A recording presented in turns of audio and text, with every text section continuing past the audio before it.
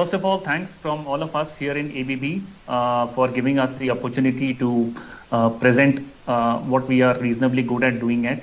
We are into process automation. So, as the name suggests, the next few slides we will be covering on how a collaborative or a one plant, one system philosophy works for the plants which are running, existing, and also for the new plants. So, I'll begin. So, all of us know the importance of information. The information has never been so important than it is today. And that's the reason probably collaboration is something which is the buzzword.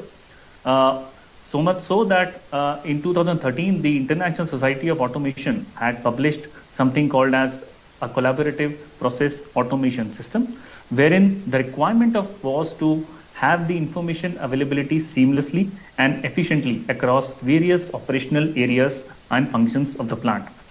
Now, coming to how do we get on-demand data from the field to the control room? Our vision of on-demand data flowing freely among formerly isolated information silos is easy. However, one needs to build and maintain the custom interfaces often needed to realize this vision. But all of us know these architectural barriers, or rather the technological barriers to painless information have been coming down. In this presentation, we'll be discussing on the convergence of various communication protocols which are available in the market and the underlying technologies in the arenas of process automation and electrical controls, and how a single integrated system architecture benefits plant operators, engineers, and managers. We have been discussing on this efficiency of operators in our previous presentations also by the respected presenters. So by taking one plant, one system approach, end users of process and power automation systems are bound to realize the benefits of an integrated system, including increased energy efficiency, enhanced operator effectiveness, higher plant availability, reduced maintenance costs, and lower life cycle costs. With this, I'll begin with my first slide. On your screen, we basically will first talk on what is electrical integration, what do we intend to convey here. All of us know electrical energy is a very vital input to a process manufacturing operation, often secondary to raw materials. And just as the flow of process fluids through pipes, valves, and vessels typically is controlled by a dedicated process automation system, the flow of electrons through transformers, circuit breakers, and motors is the domain of something called as an electrical control system. Traditionally, process automation, or in a very generic terminology, a DCS, or a power automation, we call it a SCADA, is usually done in two separate systems. So on your screen, you can see process automation is done by a plant DCS. It can be divided into process instrumentation for control and measuring of process parameters, and process electrification for monitoring and control of process actuators and rotating equipment. This is the typical or the traditional DCS that all of us are aware. What is power automation then? Power automation is a new area for those favoring traditional automation. I would not say against traditional automation, but yes, a little bit averse on why it is required. It is the monitoring and control of the power distribution of a plant, usually done by its own system. It can be a substation automation system for protection, monitoring, or control of substation equipment. All of us know a typical refinery or a petrochemical complex will be having 15, 20, 25 substations, or a more advanced power distribution control and power management. So by electrical integration, what we intend to say here is an integration of process as well as power automation into a single unified system.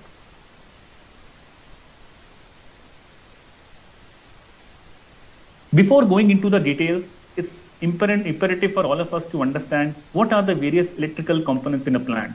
So typically, I have tried to break down the typical single line diagram into a very generic diagram. So here we see a general diagram of an electrical feed into a plant. It can be through a grid connection on the top left, or through a power generator. It can be a gas turbine generator or a steam turbine generator. And then the power gets transferred to the lower voltage levels and finally to the different parts of the plant. Now, what is process automation? Process automation from an electrical point of view means monitoring and control of rotating equipment like the switch gears, the motor control centers, variable speed drives, or the motors, or this is called process electrification. What is power automation then? Power automation is nothing but the distribution of power incoming or outgoing, that is monitoring and control and protection of substations. The devices which interface to the substation equipment are protection and control IDs. They are called intelligent electronic devices. This is termed as plant electrification. So we understood the difference between process electrification and plant electrification. Of course, there have been debates on certain overlapping areas of the two systems, but yes, definitely there can be a common interface, and that's why we are discussing on the same. Continuing on the traditional approach, two separate islands of automation, the instrumentation department on your left and the electrical department on your left. The instrumentation department more getting concerned on how my transmitters calibrate, how the data comes from the field to the control room, and the electrical department more concerned about their substations, more concerned about their health of the circuit breakers. How do we converge this onto a single unified architecture? How does a customer benefit by taking a single unified interface rather than taking a separate process control system and a separate electrical control or a power management system? What you have in the current scenario is different tools of engineering. The engineering interface or the engineering builder or configuration will be different for DCS and different for electrical control, different protocols, different operating philosophy, different administration, and so on and so forth. So what we have here in this current scenario, with these two systems being separate from each other, many protocols, no availability of a global standard, separate system for power and process as we discussed, device specific solutions for integrating, a lot of hardwiring. You can see the connection going from the power automation to the DCS for transfer of data, and ultimately lack of information from the electrical devices. By electrical device, I mean it can be any substation equipment which is controlled by an ID. So we have an ID in place, but we are not able to extract the information from that in a more efficient way. And ultimately, as I said, two separate departments thinking about their own benefit, that my system, instrumentation department and power department not coming onto a common ground or a common platform. Continuing on further limitations of the traditional approach, multiple protocols, multiple standards we discussed, none of them are dominant. On your screen, you can see so many standards, Profibus, Modbus, IEC 103, 104, DNP, so on and so forth. And the basic thing that is lacking in the current scenario is a standardization. Why not have one standard which is uniform, which is accepted by various worlds, the American worlds and the European worlds. Little bit going back to the history, I would say 50 years ago, all the substations were equipped with heavy transformers and circuit breakers. Today, substations are still equipped with big heavy transformers and circuit breakers, but operate more efficiently than in the past. 50 years ago, or 50 years from now rather, substations will still be equipped with big heavy transformers and circuit breakers, and perhaps the only difference would be they are operating more efficiently than today. The difference between today and 50 years ago is how electrical devices communicate with each other.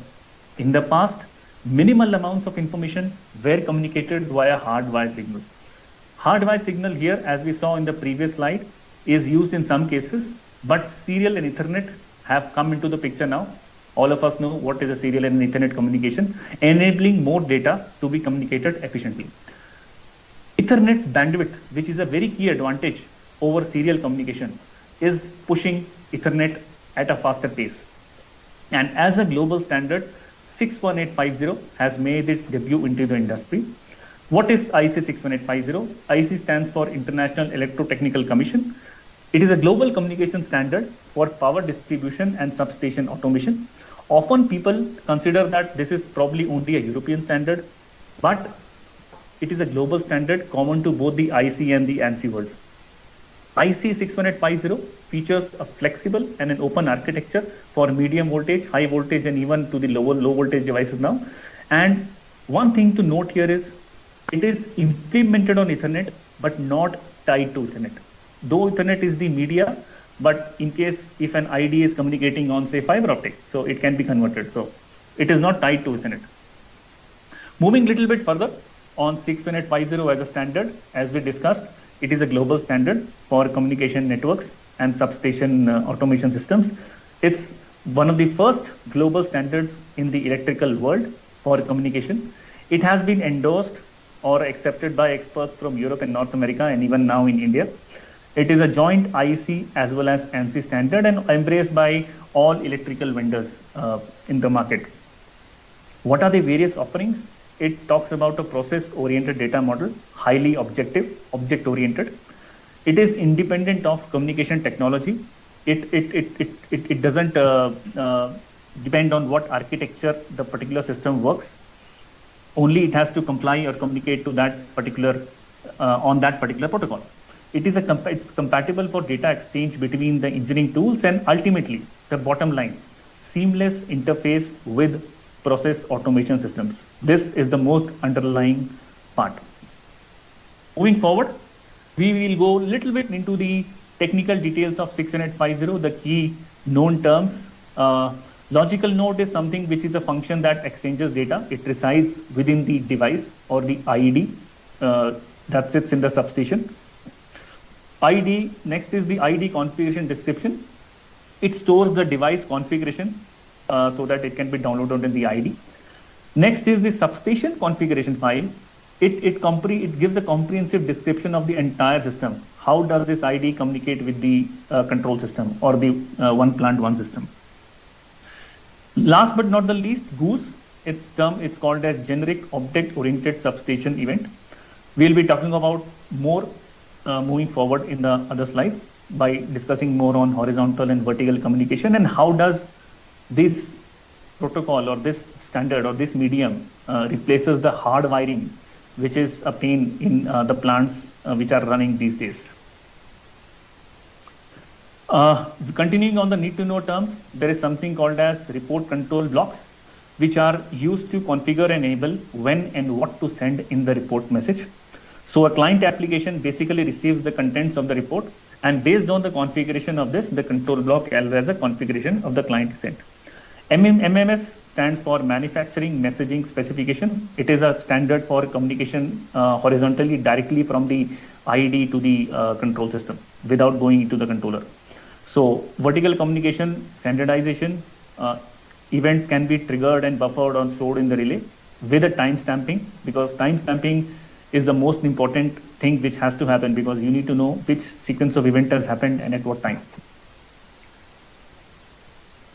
Moving more on the concept of 6150, it is, as I mentioned earlier, it is an object-oriented hierarchical data model with high level of standardized semantics. It utilizes Ethernet at its backbone, though it is not limited or tied to Ethernet. And it addresses the key issues of interoperability between the IDs of all the electrical vendors. It is future-proof because it is built on Ethernet, and Ethernet is the need of the hour, and moving forward also there are going to be advancements in this Ethernet field. Long-term stability so that obsolescence and other stuff can be taken care, and ultimately standardization with an object-oriented data model for grouping of data and standard structures. We were discussing on GOOS, we were discussing on vertical integration. So first is vertical integration. How do you take data to the system directly without taking it through the controller? Because unnecessarily you would not want to load the process controller, or for that matter the electrical controller, if the data is only for monitoring. So IDs these days of all the OEMs, whether it is ABB, Siemens, Ariba, so on and so forth, are communicable on 6150, wherein they can give their status directly onto the servers. This would avoid a lot of data loading that should not happen in the controller. It directly goes onto the server. So we call it a vertical communication. Next is a horizontal communication. Typically, when we talk about a control action, people generally think it can be only done let's giving a command or a digital output command or an analytic output command from the control system or from any kind of system. However, here with using Goose as a technology, we need not do any hardwired control. We can directly give the command from the controller for the tripping of these IDs. And it has been working beautifully in plants in India and abroad with very good load shedding timings of less than 100 milliseconds, probably. So what we gear when we talk about integrated approach, earlier we talked about two separate systems maintained and operated by two different groups. Operators make critical decisions in silos. Now what you are getting is a common HMI and a full plant integration, wherein you get access to plant data for both process and power onto a consistent single user interface. It can be further adopted or modified for each specific need of the operator. The process operator has access to all the relevant process data for instrumentation and process equipment. Power operator or the power engineer has access to all the relevant power information onto the single window. And the most important thing and the driver behind this one plant, one system is obviously when there is a different departments or different islands of automation, you need to share information within the process and the power teams. This is, for example, a sequence of event list or an event. It can easily be shared if the system is single and if it is on a unified network. So what it enables is, it enables a collaboration between the electrical and the instrumentation departments, since it gives them access to all the relevant data that they need. And last but not the least, taking cue from Dekha ma'am, who was explaining about operator effectiveness and all that. So yes, ultimately our aim is to enhance the operator experience so that our process plants run in a better and efficient way. So common plant HMI, electrical integration, and these are the benefits that you get with respect to the reduction in the investment cost, increasing improved operator effectiveness, reduction in the maintenance cost, higher availability, and optimized energy consumption, since you are not going ahead with two separate systems of two separate OEMs. Little bit more on something called as a disturbance recording. It is, or you can also call it as a fault recording, wherein certain analog and binary signals it can be recorded in the system and then in the ID and then sent to the system for further analysis. These are triggered by events within the ID itself, and they can be sent to the control system up for further remote analysis. Another good feature is something called as a remote parameterization. We talked about vertical integration, where we send data directly from the ID to the HMI. So all the alarm and event lists, event data, parameter settings, all these things directly can be sent without sending it to the controller per se. All of us are aware about asset management, since we all are process engineers. Everyone knows about asset management in a control system. We do the asset management of instruments, valves, pumps, and what benefits it gets. The same asset management can very much be extended to the power management system or this unified electrical system also, for getting the circuit breaker status, operation metering time, breaker time, and a few other things like operation cycle counter as well. So we talked about unified plant, unified system. What are we getting as a benefit? Reduction of hardwired signals, faster and reliable information on the Ethernet, with all the alarms and events, measurement status, interlocking, all disturbance recording data, or ID parameter reading, writing, every data available on a single unified interface. In the previous sessions, we discussed about predictive maintenance and how artificial intelligence and MI can help in extracting more information from the asset.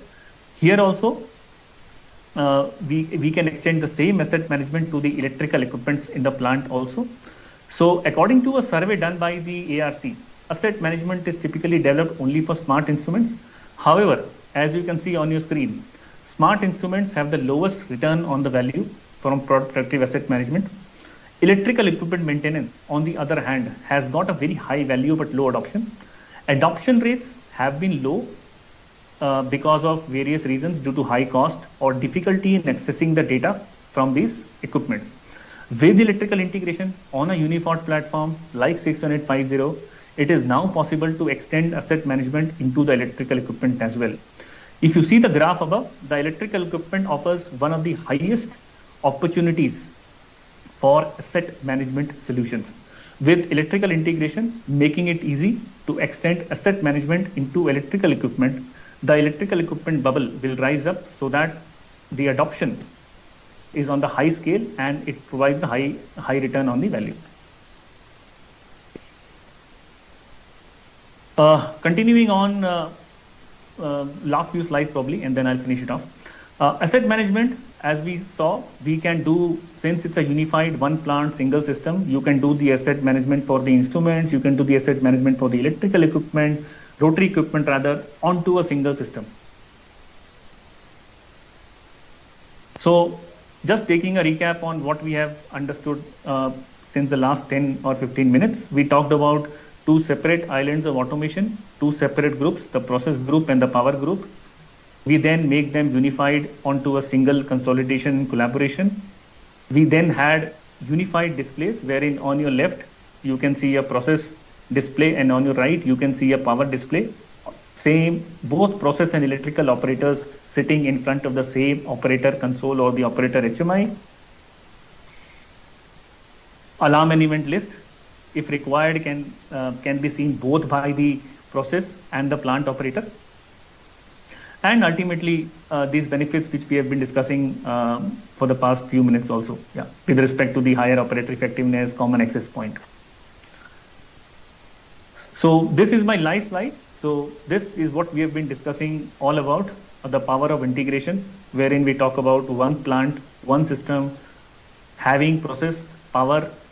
Now safety data also can be integrated onto the same platform. So power automation, process electrification, process instrumentation, safety, having them on a unified data is bound to give you these reaping benefits of reduced investment costs, higher operator effectiveness, increased plant availability, and ultimately the main aim, reduce the maintenance costs. Thank you very much. Thanks for the patient listening. In case there are any questions, please let me know. Thank you very much.